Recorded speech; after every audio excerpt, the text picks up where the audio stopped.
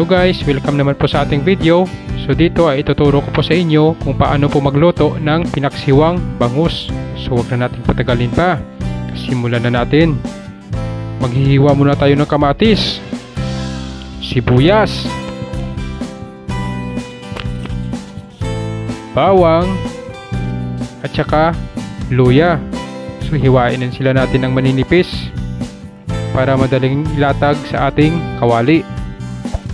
At ito na nga yung ating mga hiniwang sangkap. At meron na tayong nilinisang bangus.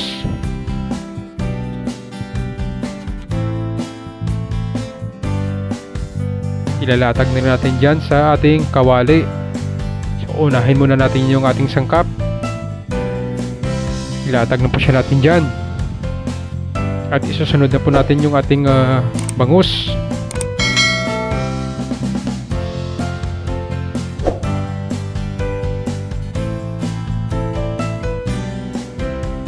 Ilatag na po siya natin dyan sa ating kawali.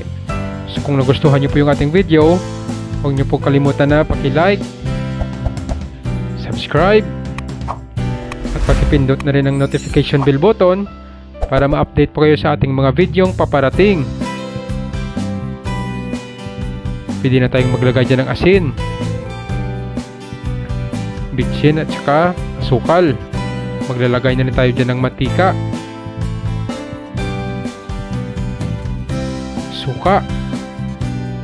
Pwede rin po kayong maglagay dyan ng tuyo, pamintang buo or pamintang durog.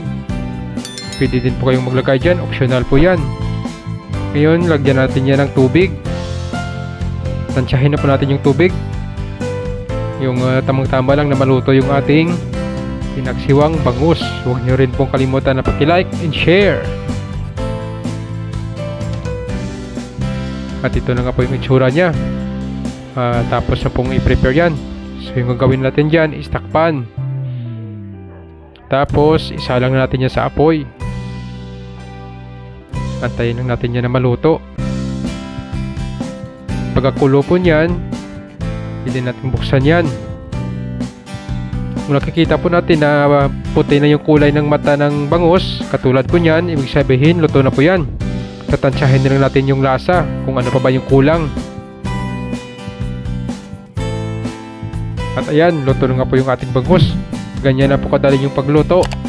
Sana nagustuhan nyo po yung ating video. Maraming salamat po sa panonood.